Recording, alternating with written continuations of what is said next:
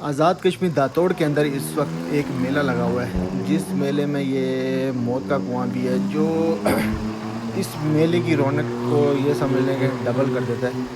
तो ये मेला 1 तारीख तक है। तो ये रावला कोट से आप जैसे ही जाएंगे मुजफ्फराबाद रोड पे, तो वहाँ से ये दातोड़ का रोड ऊपर चढ़ता है। और बड़ा बेहतरीन ज़बरदस्त ये मेला है।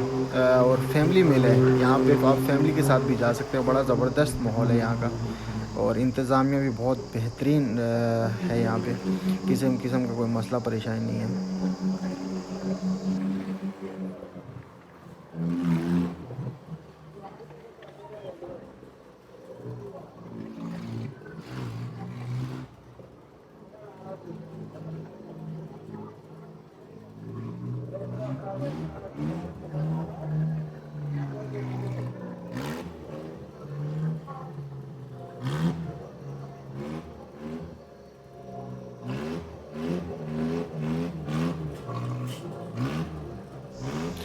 ये गाड़ी वैसे तो है एफएक्स, लेकिन इनके लिए आप मर्सिडीज़ समझ लें इसको।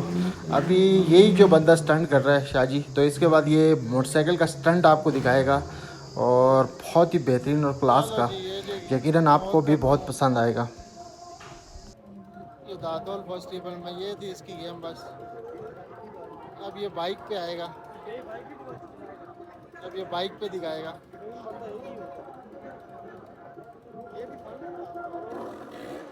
ये लोगों के बाइक भी अजीब स्टार्ट है।